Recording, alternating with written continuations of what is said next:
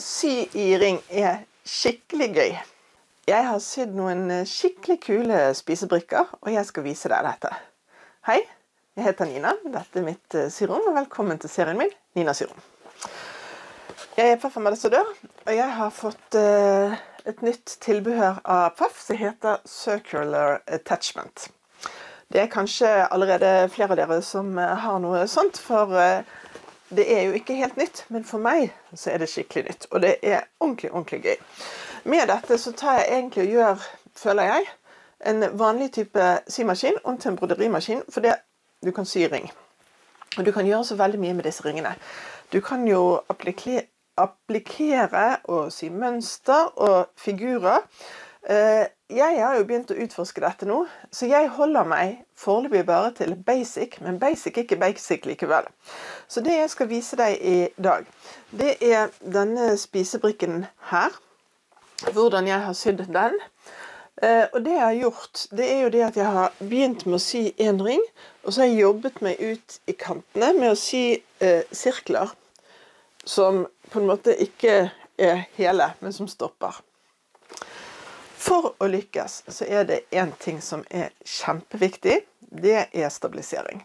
Du nødt til å ha et stabilt materiale når du skal sy rundt og rundt, og vanligvis så har jeg da sagt at ta og stryk på noe på stoffet ditt. Men her bruker jeg altså en dongeri. Jeg gjør det fordi at jeg skal ha det ute, og jeg gjør det fordi at jeg hadde en dongerirest som jeg kunne tenke meg å bruke til noe. Jeg har i tillegg faktisk tatt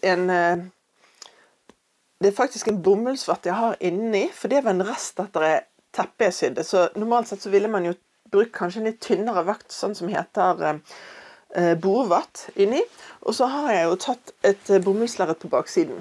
Så her følte jeg at jeg hadde nok stabilisering i seg selv, og resultatet ble jo bra, så jeg tror det var helt greit det. Jeg skal gi deg alle mål på denne, og du trenger jo ikke sy ring, du kan jo også bare sy en spisebrikke. Når det kommer til hvordan du syr på selve lukkekanten rundt, så har jeg en helt egen video om det i forbindelse med det teppet som jeg hadde Samsung på, som jeg kalte 60-meteren. Så den filmen, det film nummer 4 der, den skal jeg linke under her på YouTube, sånn at når du har sydd spisematen din ferdig og kuttet den til, så går du rett til den filmen nummer 4, og da får du akkurat instruksjonene på hvordan du skal sy på lukkekanten. Men da går vi i gang. Når du skal klippe til forstykke, bakstykke og vatt, så klipper du de større enn ferdig klippemål til slutt, i tilfelle ting forskyver seg litt, og du må renskjære. Så mitt ferdige klippemål på disse har vært 32 ganger 40 cm, eller for de som jobber i tommer, så det 12,5 ganger 16 tommer. Så da begynner du altså med, la oss si i hvert fall at du har 5 cm ekstra i hver retning minst. Så legger du stoffene oppå hverandre, stryk de først, legg de oppå hverandre, og så hvis du vil så kan du nåle de litt fast rundt omkring, men vi skal også glatte på disse stoffene når vi syr. Du klikker sirkellinjalen på plass, og det viktig når du bruker den at du ikke bruker den automatiske trådkutteren, for den vil komme bort i de 2 små taggene og bli slitt. Jeg trer symaskinen. Så finner jeg frem stiften, og så finner jeg egentlig et vilkårlig sted å begynne der hvor jeg skal sy.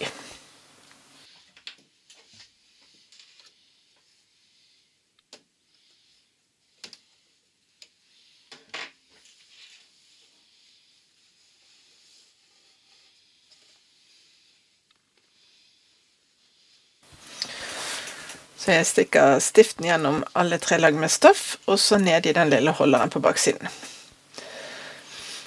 Og jeg begynner med den minste ringen innerst. Det viktig å hele tiden jobbe seg fra senter og ut. Det gjelder både ringene, og det gjelder spisebrikken. Og jeg har valgt en forsterket rettsøm, eller tretingsrettsøm, fordi at den gir en tydelig og god effekt, både av den stilige emulerte broderitråden, og sånn at du faktisk ser sømmen godt. Jeg har jo lyst til å lage et nytt stoff.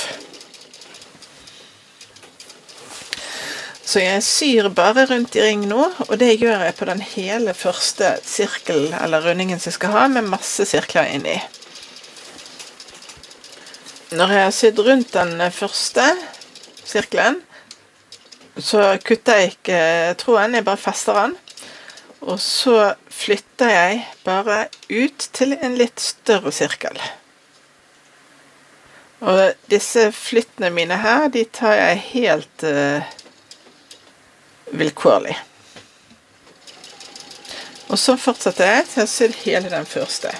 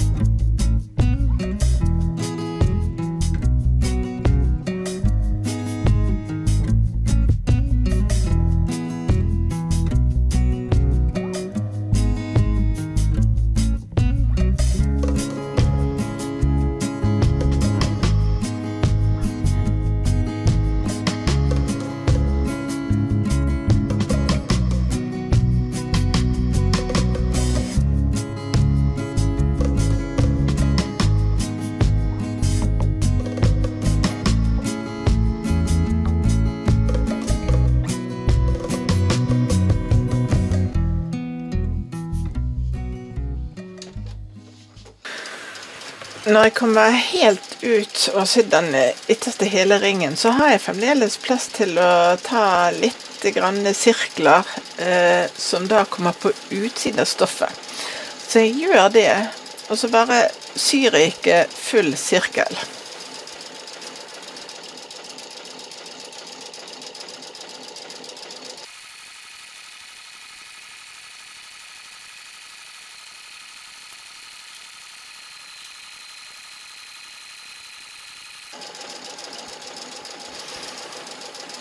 Og så bare stopper jeg når jeg kommer ut på kanten her.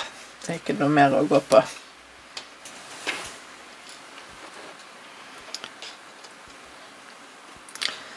Nå skal jeg flytte til et helt nytt sted. Jeg klipper litt tråder først, sånn at ikke de skal henge fast i noe på undersiden når jeg driver og snurrer.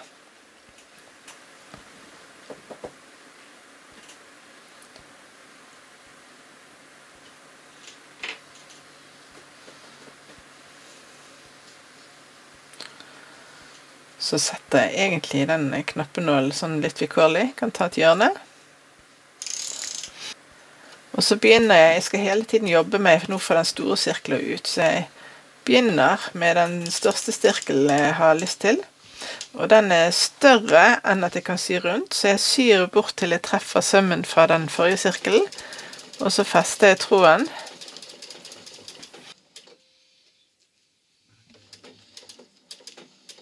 Og så flytter jeg frem til neste sted hvor jeg treffer den ytterste sirkelen.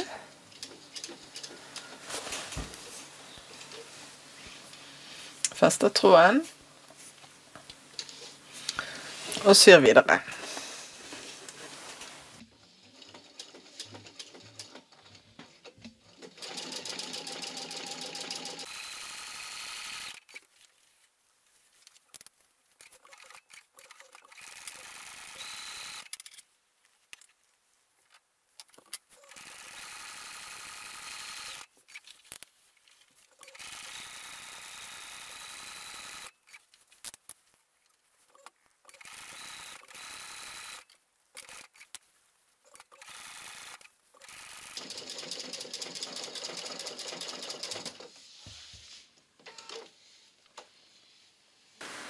Så klipper jeg tråder igjen, og så velger jeg meg bare et nytt sted hvor jeg ønsker å ha senter av en sirkel.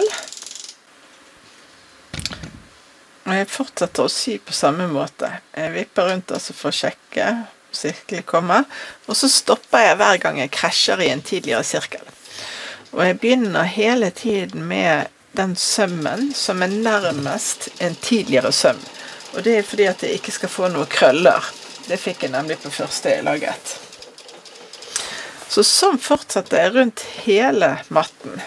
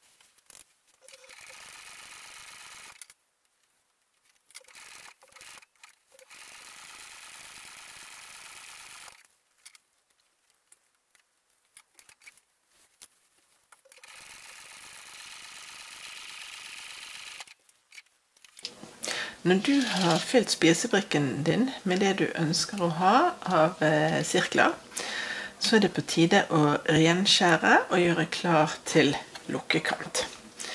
Så jeg skjærer først en langside for å ha en rett strek å gå etter, en kortside. Deretter langside nummer 2 og kortside nummer 2. Og bare for å minne deg på, så var altså klippemålet her er nå altså 32 ganger 40 cm, eller 12,5 ganger 16 tommer. Når du er ferdig med dette, så finner du link i kommentarfeltet under her på YouTube til filmen om hvordan du syr på en lukkekant, og da er du ferdig.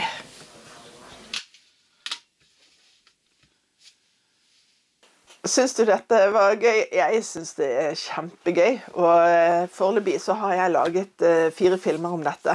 Og det er ikke sikkert du har sett alle enda.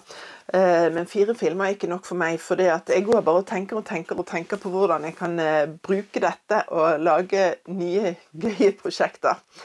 Så jeg håper at du vil følge med meg videre. Jeg håper også at du vil gi meg en tommel opp, for det betyr så lite for deg, og så betyr det så mye for meg. Og så ses vi neste søndag til nye prosjekter. Ha det bra!